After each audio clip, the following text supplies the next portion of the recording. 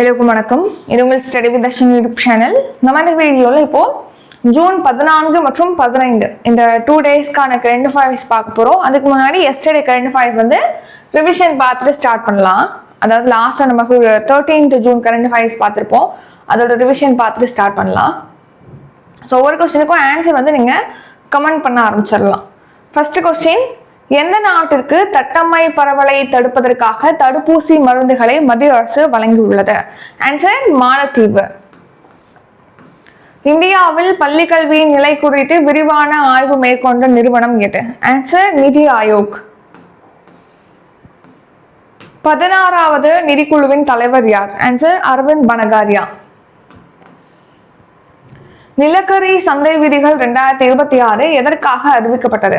Answer வந்து வெளிப்படையான மற்றும் சந்தை அடிப்படையிலான நிலக்கரி வர்த்தகத்தை ஊக்குவிப்பதற்காக இந்த ரூல்ஸை வந்து ரிலீஸ் பண்ணியிருக்காங்க. மிக விரிவான மனித மூளை தண்டு 3D அட்லஸை வெளியிட்டுள்ள ஐஐடி நிறுவனம் எது? ஆன்சர் சென்னை ஐஐடி தான் இதை ரிலீஸ் பண்ணியிருக்காங்க. வரியா என்ற உள்நாட்டு வீடியோ ஸ்டோரி ஜெனரேட்டிங் ஏஐ மாடலை அறிமுகப்படுத்திய திட்டம் எது? ஆன்சர் வந்து இந்தியா ஏஐ மிஷன். சர்வதேச வர்த்தக சபை தலைவராக நியமிக்கப்பட்டுள்ளவர் யார்? ஆன்சர் ஹர்ஷ்பதி சிங்கானியா.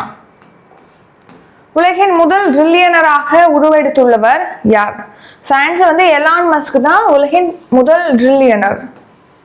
முதலமைச்சரின் காலை உணவு திட்டம் எப்போது தொடங்கப்பட்டது? 2022ஆம் ஆண்டு செப்டம்பர் மாதம் இது லான்ச் பண்ணியிருப்பாங்க. நாட்டின் சில்லறை பணவீக்கம் எத்தனை சதவீதமாக அதிகரித்துள்ளது? ஆன்சர் வந்து 3.93%. மே மந்த், இப்போ லாஸ்ட் மந்த் மே மந்த் இருக்கு, அந்த மே மந்த்ல சில்லறை பணவீக்கம் 3.93%. ரஷ்யா கிராண்ட் ஸ்லாம் மாஸ்டர் விருது யாருக்கு வழங்கப்பட்டுள்ளது? சுதர்ஷன் பட்நாயக் வந்து வின் பண்ணியிருக்காரு. சமீபத்தில் காலமான ஜஸ்பால் ராணா கீழ்கண்ட எந்த விளையாட்டுடன் தொடர்புடையவர்? ஆன்சர் துப்பாக்கி சுடுதல் வீரர், சமீபத்தில் காலமாயிட்டார். ஜிஐ குறியீடு பெற்ற தேஷ்பூர் லிச்சி எந்த மாநிலத்தை சேர்ந்தது? ஆன்சர் அசாம் மாநிலத்தை சேர்ந்தது. இது ஃபர்ஸ்ட் டைம் வந்து எக்ஸ்போர்ட் பண்ணியிருக்காங்க, ஏற்றுமதி பண்ணியிருக்காங்க இந்த தேஷ்பூர் லிச்சியை. ஜூன் 14 மற்றும் 15 இந்த 2 தினங்களுக்கான கரண்ட் அஃபேர்ஸ் பார்க்கலாம். அதுக்கு முன்னாடி இப்போ நம்ம திருக்குறள் பார்த்துட்டு போலீங்க எவ்ரிடே. இப்போ விருந்தோம்பல் அதிகாரம் வந்து முடிஞ்சிருச்சு, 10 திருக்குறள். நெக்ஸ்ட் நம்ம பார்க்க போறது அரண் வலியுறுத்தல். ஸோ அதனால என்ன பண்றீங்கன்னா விருந்தோம்பல் அதிகாரத்துல இருந்து ஒரு திருக்குறளை நீங்க கமெண்ட் பண்ணிருங்க. உங்களுக்கு பிடிச்சதா இருக்கலாம் அல்லது உங்க மைண்ட்ல பதிஞ்சதா இருக்கலாம். இனி ஒரு திருக்குறளை வந்து நீங்க கமெண்ட் பண்ணிருங்க. இப்போ நம்ம வந்து அரண் வலியுறுத்தல் பார்க்க போறோம். அரண் வலியுறுத்தல்னா அறவழியில நடக்கணும் அப்படின்னு சொல்லிட்டு திருவள்ளுவர் வந்து அதை வலியுறுத்தி ஒரு 10 திருக்குறளை எழுதியிருக்காங்க. அந்த 10 திருக்குறள் நம்ம பார்க்க போறோம், கவனிங்க. சிறப்பீனும் செல்வமும் ஈனும் அறத்தீனுங்கு ஆக்கம் எவனோ உயிர்க்கு. அதாவது என்னன்னா சிறப்பு ஈனும், இந்த இடத்துல ஈனுங்கிறதோட ஒரு மீனிங் என்னன்னா தருதல் அல்லது வழங்குதல் அப்படின்னு அர்த்தம். சிறப்பு ஈனும்னா சிறப்பை வழங்குது. அதாவது என்னன்னா ஒருத்தர் வந்து அறவழியில நல் வழியில நடக்கிறாங்க அப்படின்னா அவங்களுக்கு நல்ல பெயரானது கிடைக்கும், நல்ல பெயரானது அவங்களுக்கு வழங்கப்படும். ஸோ சிறப்பு ஈனும். நெக்ஸ்ட் செல்வமும் ஈனும், அவங்களுக்கு நல்ல பெயர் மட்டும்தான் கிடைக்குமானா கிடையாது, அவங்களுக்கு செல்வமும் கிடைக்கும் அறவழியில அவங்க நடந்துக்கும் போது அப்படின்னு சொல்லி திருவள்ளுவர் சொல்றாங்க. இன்னொன்னு என்னன்னா ஒரு கொஸ்டின் எழுப்புறாங்க திருவள்ளுவர், என்னன்னா அறத்தை விட, நீங்க அறத்தை ஃபாலோ பண்றதை விட உங்களுக்கு ஆக்கத்தை தரக்கூடிய வேற ஏதேனும் ஒரு விஷயம் உயிர்களுக்கு இருக்கா, மனிதர்களுக்கு இருக்கா? அததான் இங்க கேக்குறாங்க. அறத்தீனுங்கு, அறத்தை ஃபாலோ பண்றதை விட அதனால கிடைக்கக்கூடிய ஆக்கத்தை விட உங்களுக்கு ஆக்கத்தை வழங்கக்கூடிய வேற ஏதேனும் ஒரு வழி மனிதர்களுக்கு இருக்கா, எவனோ உயிர்க்கு அப்படின்னு சொல்லி கேட்கிறாங்க. ஸோ உங்களுக்கு சிறப்பையும் செல்வத்தையும் தரக்கூடியது அறம், அதை விட உங்களுக்கு ஆக்கத்தை தரக்கூடிய வேற எந்த ஒரு விஷயமும் மனிதர்களுக்கு கிடையாது அப்படின்னு சொல்லி இந்த திருக்குறள்ல திருவள்ளுவர் சொல்றாங்க. Next appointments. இந்திய ராணுவத்தின் அடுத்த தலைமை தளபதியாக தேர்வு செய்யப்பட்டுள்ளவர் யார்? ஆன்சர் தீரஜ் சேத். ஸோ தீரஜ் சேத் தான் இந்திய ராணுவத்துடைய அடுத்த தலைமை தளபதியாக அப்பாயிண்ட் பண்ணியிருக்காங்க. ஏற்கனவே இருக்கக்கூடிய உபேந்திர துவிவேதி அவருடைய பதவிக்காலம் வந்து ஜூன் 30 நிறைவடையுது. ஸோ அதே அடுத்து தீரஜ் சேத் தான் இந்திய ராணுவத்துடைய புதிய தலைமை தளபதியாக பொறுப்பேற்பார். ஸோ இவர் தான் இந்திய ராணுவத்துடைய நெக்ஸ்ட் தலைமை தளபதி, ராணுவத்துடைய தலைமை தளபதி. ஏற்கனவே இருக்கிறது உபேந்திர திவிவேதி. ஜூன் 30 அவருடைய பதவி காலம் அப்படிங்கிறது நிறைவடையுது. இப்போ இந்த தீரஜ் சேத் அவர்களை பத்தி பார்த்தோம்னா, இவர் வந்து சக்ரா கோர் அப்படிங்கிற படையை வந்து வழி நடத்தியிருக்காரு. இது ஒரு முக்கியமான அதிதிரன் தாக்குதல் செய்யக்கூடிய ஒரு முக்கியமான படை தான் இந்த சக்ரா கோர் படை. அதை வழி நடத்தியிருக்காரு இந்த தீரஜ் சேத். ரீசன் நியூஸ், இப்போ ரீசெண்டா இந்திய கடற்படையுடைய தலைமை தளபதியா கிருஷ்ணா சுவாமிநாதன் வந்து அப்பாயிண்ட் பண்ணியிருக்காங்க. நம்ம நாட்டுடைய முப்படை தலைமை தளபதியா NS ராஜா சுப்பிரமணியம் வந்து அப்பாயிண்ட் பண்ணியிருக்காங்க. அடுத்து 34வது நம்ம தமிழ்நாடுடைய காவல்துறையுடைய DGP-யாக மகேஷ்குமார் அகர்வாலை வந்து அப்பாயிண்ட் பண்ணியிருக்காங்க.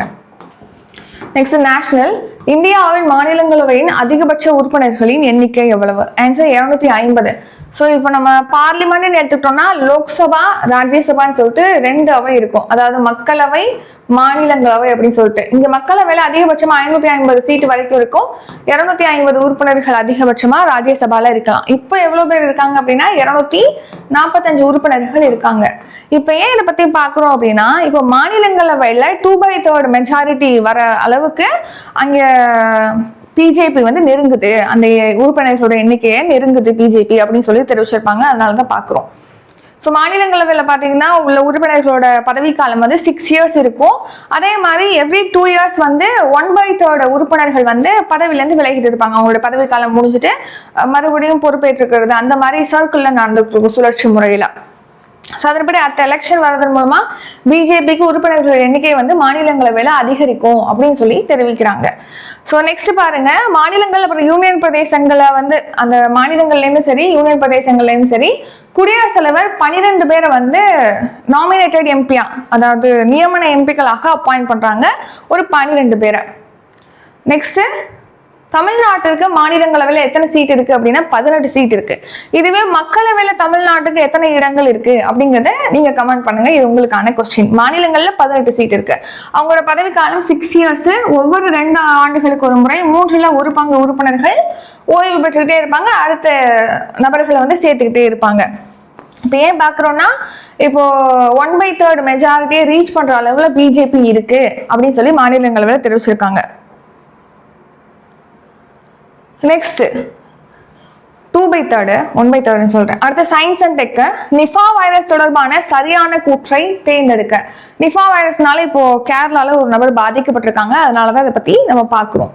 சரி கவனிங்க, நிஃபா வைரஸ் அப்படிங்கிறது விலங்குகளிடமிருந்து மனிதர்களுக்கு பரவக்கூடிய நோய் தான் நிஃபா வைரஸ்ங்கிறது.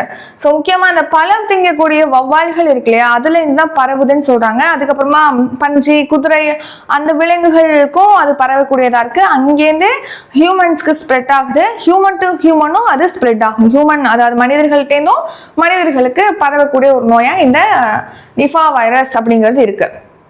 ஸோ நிஃபா வைரஸ் ஏற்பட்டுச்சு, அந்த பாதிக்கப்பட்டாங்க அப்படின்னா கடுமையான சுவாச பிரச்சனை இருக்கும், மூளை அலர்ஜி, இதெல்லாம் இதோட அறிகுறிகள். இப்போ கேரளால இந்த நிஃபா வைரஸ்னால பாதிக்கப்பட்டிருக்காங்க, அதனால இதை பத்தி பார்க்குறோம்.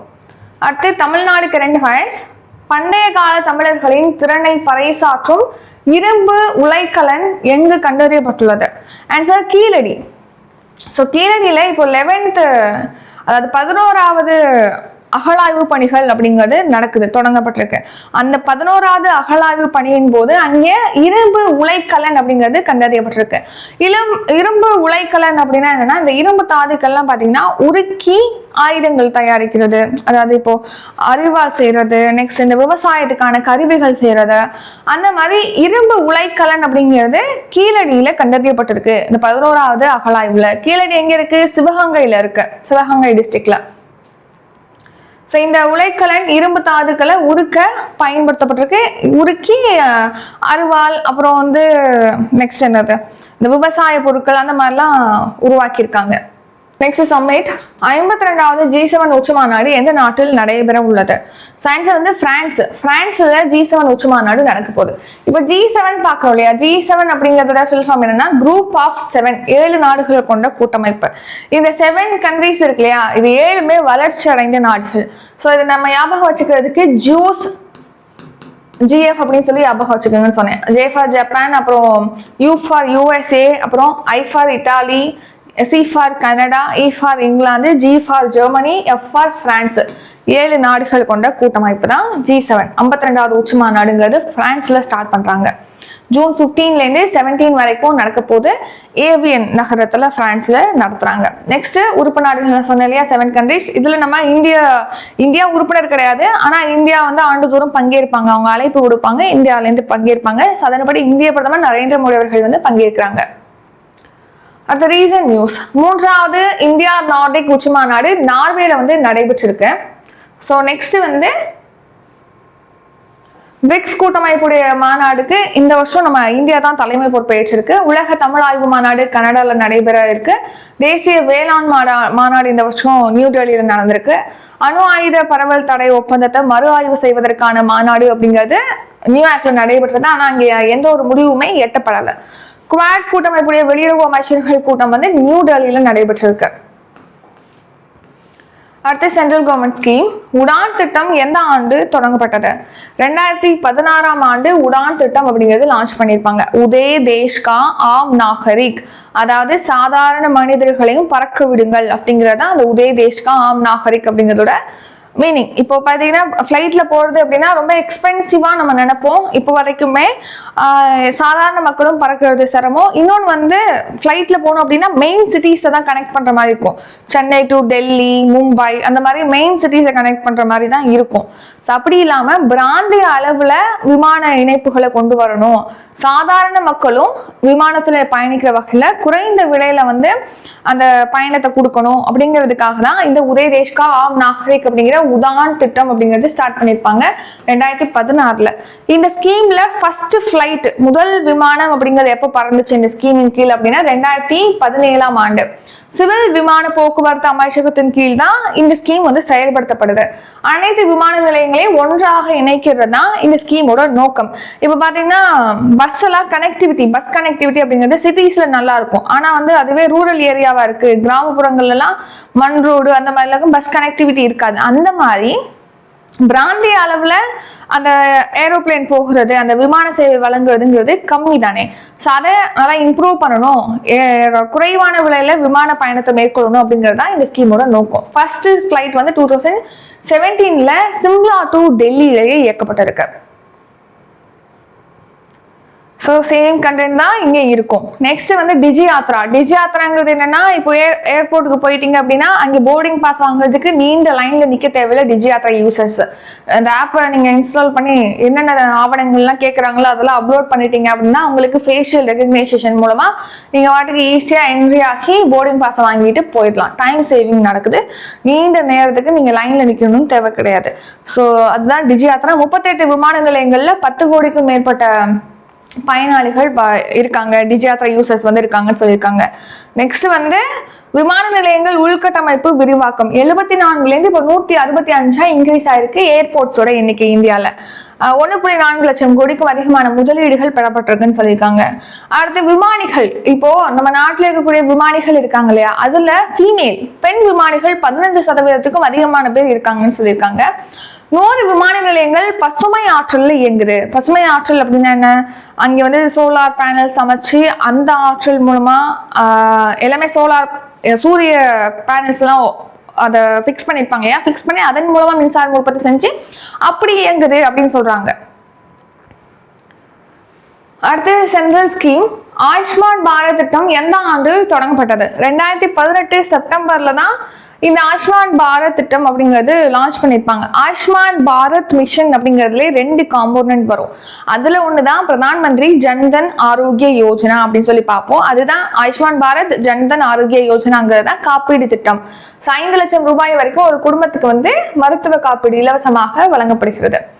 ஸோ இது வந்து ஒரு கவர்மெண்ட் செயல்படுத்தக்கூடிய உலகிலே ஒரு மிகப்பெரிய மருத்துவ காப்பீடு திட்டம்னா இந்த ஆயுஷ்மான் பாரத் திட்டம் 2018ல லான்ச் பண்ணிப்போம்.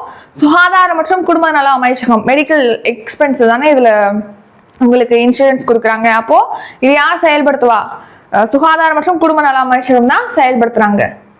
5 லட்சம் ரூபாய் வரைக்கும் மருத்துவ காப்பீடு, உலகிலே மிகப்பெரிய மருத்துவ காப்பீடு திட்டத்தை இந்தியா தான் செயல்படுத்துது. கவர்மெண்ட் வந்து ஸ்பெண்ட் பண்ணி செயல்படுத்தக்கூடிய உலகின் மிகப்பெரிய காப்பீடு திட்டம் இது. ஸோ நெக்ஸ்ட் இந்த ஸ்கீம் ஆயுஷ்மான் பாரத் திட்டம் இருக்கு இல்லையா, 70 வயதுக்கு மேற்பட்டவங்களும் இந்த ஸ்கீம்ல பயன்பெறலாம்னு சொல்லிட்டு அவங்களையும் பயனாளிகளாக சேர்த்திருப்பாங்க 2024ஆம் ஆண்டு அக்டோபர்ல 29ஆம் தேதி. மூத்த குடிமக்களுக்கு இன்சூரன்ஸ் வழங்குற திட்டம், அதாவது மெடிக்கல் இன்சூரன்ஸ் கொடுக்கறது. சோ தமிழ்நாட்டில் 86 லட்சத்துக்கும் மேற்பட்டவங்க ஆயுஷ்மான் பாரத் அட்டைகளை பெற்றிருப்பதாகவும் சொல்லியிருக்காங்க. அடுத்து 2200க்கும் மேற்பட்ட அங்கீகரிக்கப்பட்ட மருத்துவமனைகள்ல இந்த ஸ்கீமுக்கு இலவசமா மருத்துவ சிகிச்சை வழங்கப்பட்டு. ஜஸ்ட் இதை பாத்துக்கோங்க, ரொம்ப அந்த நம்பர்லாம் நோட் பண்ண கிடையாது. அரசு நிதியில செயல்படுத்தக்கூடிய உலகின் மிகப்பெரிய மருத்துவ காப்பீடு திட்டம் தான் ஆயுஷ்மான் பாரத் திட்டம். Central government scheme. நாடு முழுவதும் சுமார் எத்தனை கோடி மக்கள் வறுமையிலிருந்து மீண்டுள்ளனர்? 25 கோடி பேர் நம்ம நாடு முழுக்க வறுமையிலிருந்து மீண்டிருப்பதாக தெரிவிச்சிருக்காங்க. ஸோ நம்ம லாஸ்டாவே ஒரு 2 இயர்ஸாவே இந்த ஸ்டேட்மெண்ட்டை நம்ம பார்த்துட்டு இருப்போம். இப்போ எகைன் ஒரு ஸ்பீச்ல பேசும்போது நிர்மலா சீதாராமன் அவர்கள் மென்ஷன் பண்ணியிருப்பாங்க. ஸோ அதனால பார்க்குறோம். நம்ம நாட்டுடைய வறுமை விகிதம் பார்த்தீங்கன்னா 29.17% இருந்த நிலையில அது இப்போ 11.28% குறைஞ்சிருக்கு. ஸோ 25 கோடி பேர் வறுமையிலேருந்து இப்போ மீண்டு இருக்காங்க அப்படின்னு சொல்லி தெரிவிச்சிருக்காங்க. நெக்ஸ்ட் ஸ்வச் பாரத் திட்டம் பத்தி பேசியிருப்பாங்க. 2014 காந்தி ஜெயந்தி அன்னைக்கு அக்டோபர் 2ல இது லான்ச் பண்ணியிருப்பாங்க. ஏற்கனவே இதை பத்தி டிஸ்கஸ் பண்ணிருப்போம் ரீசன்ட் டேஸ் கரண்ட் ஃபைஸ்ல.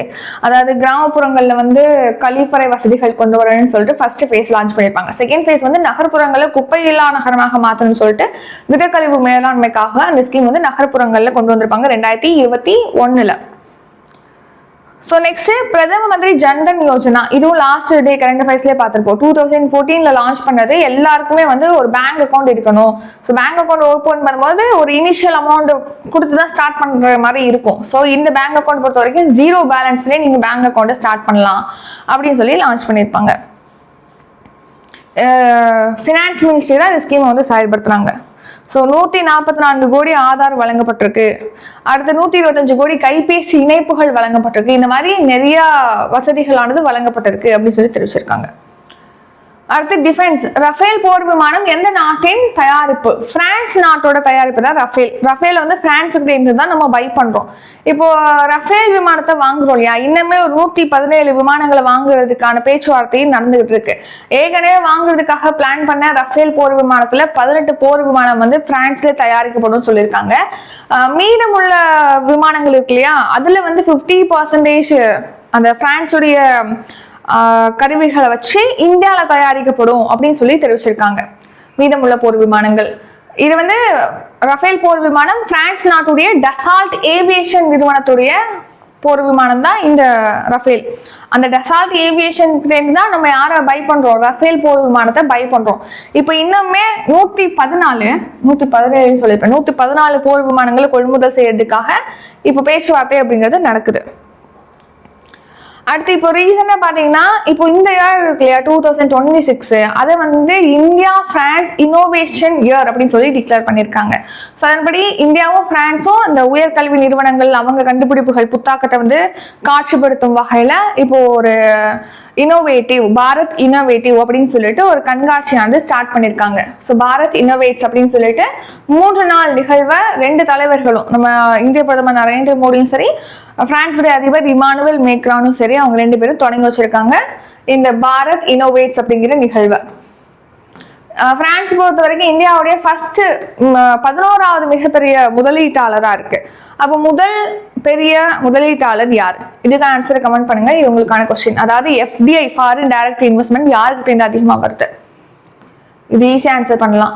அடுத்து டிஃபென்ஸ். AN-32 என்பது எந்த நாட்டில் உருவாக்கப்பட்ட போக்குவரத்து விமானம்? ரஷ்யா.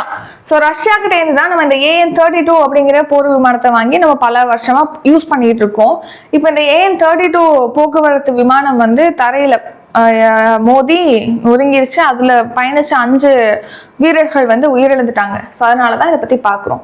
AN-32. ஸோ 1984 to 1991 அதுக்கு இடைப்பட்ட காலத்துல 125 AN-32 விமானங்களை நம்ம இந்திய விமானப்படையில சேர்த்திருப்பாங்க. ஸோ அந்த விமானங்கள் 2 என்ஜின் கொண்டது. 6700 கிலோ சரக்குகளை இந்த விமானம் மூலமா நம்ம சுமந்து செல்ல முடியும். சிறிய விமான பாதையிலுமே இந்த விமானம் அதிக உயரத்துல பறக்கக்கூடியது. இப்போ இந்த விமானம் தரையில மோதி அதுல இருந்த 5 வீரர்கள் வந்து இறந்துட்டாங்க. அதனாலதான் அந்த AN-32 விமானம் பத்தி பாக்குறோம். ரஷ்யாவுடைய தயாரிப்பு தான் AN-32. Next defence current affairs. Kusha திட்டம் என்பது டேஷ். அதாவது ப்ராஜெக்ட் குஷா அப்படின்னு சொல்லிட்டு ரீசெண்டா நம்ம நியூஸ்ல பார்த்திருப்போம். ராஜ்நாத் சிங் அவர்கள் ஒரு நிகழ்ச்சியை தொடங்கி வச்சுட்டு பேசும்போது நம்ம நாட்டுடைய ஒரு திருப்பு முனையாக இந்த ப்ராஜெக்ட் குஷா இருக்க போகுது அப்படின்னு சொல்லியிருப்பாங்க. ப்ராஜெக்ட் குஷானா என்ன அப்படின்னா, இப்போ நம்ம S-400 அப்படின்னு சொல்லிட்டு வான் பாதுகாப்பு அமைப்பு ரஷ்யாக்கிட்ட இருந்து பை பண்ணிருக்கோம். ஆபரேஷன் சிந்தூர்ல கூட S-400 ரொம்ப சிறப்பா செயல்பட்டது அப்படின்னு சொல்லி பார்த்திருப்போம். S-400 அப்படிங்கிறது என்னன்னா, ஒரு 6000 கிலோமீட்டர் ரேஞ்சில் வந்து ஏவுகணைகளோ எதிர்நாட்டு விமானங்களோ வருது அப்படின்னா S-400 அதை டிடெக்ட் பண்ணிடும். 600 கிலோமீட்டர் ரேஞ்சில் டிடெக்ட் பண்ணிட்டு அது இன்னும் பக்கத்துல வரும்போது 400 கிலோமீட்டர் ரேஞ்சில் வந்தோன்னே S-400லேருந்து மிசைல் வந்து அதை லான்ச் பண்ணி அதை போய் இடைமறிச்சு தாக்கிரும். சரிங்களா? இதுதான் இப்படிதான் S-400 அப்படிங்கிறது இயங்குது, இந்த வான் பாதுகாப்பு அமைப்பு. அதே மாதிரி ஒரு வான் பாதுகாப்பு அமைப்பை நம்ம உள்நாட்டுல இந்தியாவுக்காக தயாரிக்கணும் அப்படிங்கிறதுக்கான ஒரு ப்ராஜெக்ட் தான் இந்த குஷா அப்படின்னு பாக்குறோம். ஆன்சர் அப்படி என்ன? உள்நாட்டு நீண்ட தூர தரை வான் ஏவுகணை திட்டம். அதாவது S-400 மாதிரி ஒரு வான் பாதுகாப்பு அமைப்பை உருவாக்க போறாங்க. அந்த வான் பாதுகாப்பு அமைப்பில் உள்ள மிசைல் மூலமா நீண்ட தூர இலக்குகளை இது தாக்கி அளிக்கும். தரையிலேருந்து வானத்துல உள்ள வரக்கூடிய எதிரி நாட்டுடைய ஏவுகணைகள் அதை வந்து அழிக்கக்கூடியதான் இந்த ப்ராஜெக்ட். அதை உருவாக்குவதற்கான திட்டம் தான் இந்த ப்ராஜெக்ட் குஷா. இதுல 3 டைப் ஆஃப் மிசைல்ஸ் வந்து லான்ச் பண்ற மாதிரி பிளான் பண்ணிருக்காங்க. M1, M2, M3 ஒவ்வொரு ரேஞ்சுக்கும். ஸோ 150 கிலோமீட்டர் தொலைவில் வரும்போது அதை லான்ச் பண்றது, 250 கிலோமீட்டர் ரேஞ்சில் லான்ச் பண்றது, 350 கிலோமீட்டர் ரேஞ்சில் லான்ச் பண்றதுன்னு சொல்லிட்டு ஒரு M1, M2, M3ன்னு சொல்லிட்டு 3 வகைகளா பக்கத்துல இருக்கும்போது தாக்கலாம், கொஞ்சம் தூரம் போகும்போது அதையும் தாக்கலாம், இன்னுமே தொலைவில் உள்ளதையும் தாக்கலாங்கிற மாதிரி அந்த இதுல வந்து உருவாக்குறாங்க. இதை யார் உருவாக்குற அப்படின்னா DRDO, defence research and development organisation. ரஷ்யாவுடைய S-400 மாதிரி ஒரு மேம்பட்ட அமைப்புக்கு போட்டியாக இதை வடிவமைக்கிறாங்க குஷா திட்டத்தின் கீழ். நெக்ஸ்ட் சொன்னேன் M1னா 150 கிலோமீட்டர் ரேஞ்சில் உள்ளதை வந்து தாக்கும். M2 அப்படிங்கிறது 250 கிலோமீட்டர் ரேஞ்சு. அப்புறம் M3ங்கிறது 350 to 400 கிலோமீட்டர் ரேஞ்சில் உள்ளதை தாக்கும். இப்போ நம்ம S-400 அப்படின்னு பார்த்தோம்னா ஒரே ரேஞ்ச் தான் பார்த்தோம். 400 கிலோமீட்டர் வந்தோன்னே இது தாக்க ஆரம்பிச்சிடும் சொல்லி பார்த்திருப்போம். இது 150, 250, 350 to 400 அப்படின்னு சொல்லி கிளாசிஃபை பண்ணியிருக்காங்க. அடுத்து ரீசன் நியூஸ். இந்தியாவின் முதல் வான்வழி கப்பல் எதிர்ப்பு சால்வோ சோதனை ரீசெண்டா ஒடிசால வங்காள விரிகுடா கடல் பகுதியில் நடந்திருக்கு. ஸோ அந்த மிசைலோட நேம் என்னன்னா NASM-SR, அதாவது naval anti ship missile short range, குறுகிய தொலைவில் உள்ள கப்பல் எதிர்ப்பு ஏவுகணை தான் இந்த NASM-SR அப்படிங்கிறது. அடுத்து MK3 இலகுரக ஹெலிகாப்டரை வந்து ஹிந்துஸ்தான் ஏரோநாட்டிக்ஸ் லிமிடெட் நிறுவனத்துக்கு நம்ம கொள்முதல் செய்யறோம். அடுத்து DRDO விமானத்திலேருந்து உள்நாட்டிலே தயாரிக்கப்பட்ட ADC-150 வந்து டெஸ்ட் பண்ணிருக்காங்க. P-8I பொசைடன் இருக்கு இல்லையா, அந்த விமானத்திலேருந்து லான்ச் பண்ணி. அடுத்து 800 கிலோமீட்டருக்கு அதிகமான இலக்கை தாக்கி அளிக்கக்கூடிய ஏவுகணை எது அப்படின்னா பிரம்மோஸ். ஸோ பிரம்மோஸ் ஏவுகணைங்கிறது பிரம்மோஸ் ஏரோஸ்பேஸ் நிறுவனத்தினால ரஷ்யா இந்தியா கூட்டு முயற்சினால உருவாக்கப்பட்டது. இது ஒரு சூப்பர் சோனிக் ஏவுகணை, ஒளியை விட ஃபாஸ்டா போகக்கூடியது. எவ்வளவு ஃபாஸ்ட்னா 3 மடங்கு ஃபாஸ்டா போகும். இந்தியாவோட முதல் ஹெலிகாப்டர் மூலமா ட்ரோன்களை விடுவிக்கக்கூடிய திட்டத்தோட பேர் என்ன அப்படின்னா வாயுபான். ஹெலிகாப்டர்ல இருந்து ட்ரோன்களை விடுவிச்சு முன்கூடிய ஹெலிகாப்டருக்கு முன்னாடி அந்த ட்ரோன் போய் கண்காணிக்கும். அந்த மாதிரி துன்சுகா வான் பாதுகாப்பு ஏவுகணை அமைப்பு வந்து ரஷ்யாவோடது. அடுத்து உள்நாட்டில் தயாரிக்கப்பட்ட பிரகார் அப்படிங்கிறது இலகுரக இயந்திர துப்பாக்கி. Next sports. So Barcelona grand prix formula 1 car பந்தயத்தில் சாம்பியன் பட்டம் வென்றவர் யார்? ஆன்சர் லூயிஸ் ஹாமில்டன் தான் சாம்பியனா இருக்காரு பார்சிலோனா கிராண்ட் பிரீ கார் பந்தயத்துல, F1 கார் பந்தயத்துல. அவர் தான் லூயிஸ் ஹாமில்டன். ஸோ ஃபர்ஸ்ட் வந்து லூயிஸ் ஹாமில்டன், செகண்ட் வந்து ஜார்ஜ் ரஷல், அடுத்து தேர்ட் வந்து லாண்டோ நோரிஸ். அவங்க அந்த ஓட்டக்கூடிய அந்த கார் இருக்கு இல்லையா, ஃபெராரி வீரர் ஹாமில்டன், மெர்சிடஸ் வீரர் ஜார்ஜ் ரஷல், மெக்லாரன் வீரர் தான் இந்த லாண்டோ நோரிஸ். அடுத்து ஸ்போர்ட்ஸ். உலகக்கோப்பை வில்வித்தை போட்டி எங்கு நடைபெறுகிறது? ஸோ இப்போ வந்து துருக்கியில உலகக்கோப்பை வில்வித்தை போட்டி அப்படிங்கிறது நடக்குது. அதுல இந்தியாவிலேருந்து தங்கப்பதக்கம் வின் பண்ணியிருக்காங்க. ரெக்கர்வ் களப்பாணிகள் பிரிவுல தீரஜ் பொம்மதேவரா உள்ளிட்ட 2 பேர் வந்து சாம்பியனா இருக்காங்க. அதே மாதிரி தனிநபர் பிரிவுல தீரஜ் பொம்மதேவரா வந்து தங்கப்பதக்கம் வின் பண்ணியிருக்காரு. கும்கும் மோகத்தும் அடுத்து தீரஜ் பொம்மதேவராகவும் களப்பணிகள் பிரிவுல வின் பண்ணியிருக்காங்க தங்கப்பதக்கம். இம்பார்ட்டன்ட் டே, உலக இரத்த தான தினம் எந்த நாளில் அனுசரிக்கப்படுகிறது? ஜூன் 14 தான் இந்த வேர்ல்டு பிளட் டோனர் டே அப்படிங்கிறது செலிப்ரேட் பண்றோம். ஸோ நம்ம அந்த பிளட் வகைகள் ஏபிஓ ரத்த வகைகள் அப்படின்னு சொல்லிட்டு பார்க்குறோம் இல்லையா, அந்த ஏபிஓ ரத்த வகைகளை கண்டறிஞ்ச லைன்ஸ்டீனருடைய பிறந்த நாளை கொண்டாடும் வகையில தான் இந்த டேவை செலிப்ரேட் பண்றோம். ஸோ கார்ல் லைன்ஸ்டீனருடைய பிறந்த நாள், இவர் வந்து ஏபிஓ ரத்த குழு முறையை வந்து அந்த குரூப்பை வந்து கண்டுபிடிச்சிருக்காரு, ஏபிஓ அப்படின்னு சொல்லிட்டு ரத்த வகை இருக்குன்னு சொல்லிட்டு. ஸோ அவருடைய பிறந்த நாள் தான் நம்ம வந்து பிளட் டோனர் டேவா செலிப்ரேட் பண்றோம். இவருக்கு நோபல் பிரைஸும் கொடுத்துருப்பாங்க. ஸோ தீம் என்னன்னா one drop of humanity give blood save lifes அப்படிங்கிறது. ஸோ ஒரு டிராப் மனித நேயம், ஒரு துளி மனித நேயம், உங்களுடைய ரத்தத்தை கொடுங்க, நிறைய உயிர்களை சேவ் பண்ணுங்க அப்படிங்கிறது தான் தீம். அடுத்து ஷார்ட் நியூஸ், ரஷ்யா கிட்ட இருந்து இந்தியா கச்சா எண்ணெய் வாங்குறது இப்போ தொடர்ந்து அதிகரிச்சுட்டு வருது. ஸோ அதனால 59,000 கோடிக்கு அந்த நாட்டுக்கிட்ட இருந்து கச்சா எண்ணெய் வந்து இறக்குமதி பண்ணியிருக்கதா சொல்லியிருக்காங்க, கொள்முதல் பண்ணியிருக்கதா. அப்புறம் தமிழகத்துல ஒரு வருஷத்துல 23 புதிய ரயில்கள் அப்படிங்கிறது தொடங்கப்பட்டிருக்குன்னு சொல்லியிருக்காங்க. இந்தியாவில சமையல் எண்ணெய் இறக்குமதி மே மந்த்ல 6.7% இன்க்ரீஸ் ஆயிருக்கு அப்படின்னு சொல்லியிருக்காங்க. உச்சநீதிமன்ற ஓய்வு பெற்ற நீதிபதி பிரகாஷ் பிரபாகர் நவ்லேகர் இவர் தலைமையில உயர்நிலை குழுன்னு அமைச்சிருப்பாங்க. ஏன்னா இந்த மக்கள் தொகை சம்பந்தமா ஆய்வு செய்யறதுக்காக மக்கள் தொகை கணக்கெடுப்பு ஆணையர் மிருத்யுஞ்சய் நாராயணும் இருப்பாங்க. அப்புறம் ஓய்வு பெற்ற ஐஏஎஸ் ஆபீசர் துர்கா சங்கர், ஓய்வு பெற்ற ஐபிஎஸ் ஆபீசர் பாலாஜி ஸ்ரீவாஸ்தவா, மருத்துவர் ஷாமிகா ரவி, இவங்கெல்லாம் இதுல இருக்காங்க. அதாவது வெளியில இருந்து நம்ம நாட்டுக்குள்ள பாத்தீங்கன்னா அதாவது சட்டப்பூர்வமற்ற முறைகள்ல உள்ள வந்து இங்க கிளர்ச்சியை ஏற்படுத்துறது அந்த மாதிரி பண்றாங்க இல்லையா, அதை ஆய்வு செய்யறதுக்காக இந்த உயர்நிலை குழு. அப்புறம் சட்டவிரோத அகதிகள் ஆதார் பெறுவதை தடுப்பதற்காக 18 வயதுக்கு மேற்பட்டவங்களுக்கு 18 வயதுக்கு உட்பட்டவங்களுக்கு ஆதார் கொடுக்கும் முறையை வந்து அசாம்ல ஸ்டாப் பண்ணியிருக்காங்க. அடுத்து இந்தியால வாகனங்கள்ல 100% எத்தனால் எரிபொருளை பயன்படுத்த மத்திய சாலை போக்குவரத்து அமைச்சர் நிதின் கட்கரி வந்து இப்போ கையொப்பமிட்டு ஒப்புதல் அளிச்சிருக்காங்க. 100% எத்தனாலை யூஸ் பண்ணலாம் அப்படின்னு சொல்லிட்டு. நடுத்தர தொலைவு மற்றும் வெகு தொலைவில் இருந்து வரக்கூடிய எதிரி நாட்டுகளை வானிலை தடுத்து அளிக்கக்கூடிய ஒரு ஏவுகணையை இப்போ டெஸ்ட் பண்ணியிருக்காங்க. இப்போ இந்த 2 நியூஸுமே வந்து நம்ம நாளைக்கு ஒரு மெயின் கொஸ்டினா பார்க்கலாம். இன்னைக்கு வந்து ஷார்ட்டா போட்டிருக்கோம், ஏன்னா 15 கொஸ்டின் இதுல இருக்கு, உங்களுக்கு டைமும் ரொம்ப எக்ஸ்பெண்ட் பண்ண முடியாது இல்லையா, அதனால அந்த 2 கொஸ்டின் மெயின் கொஸ்டின் நாளைக்கு பார்ப்போம்.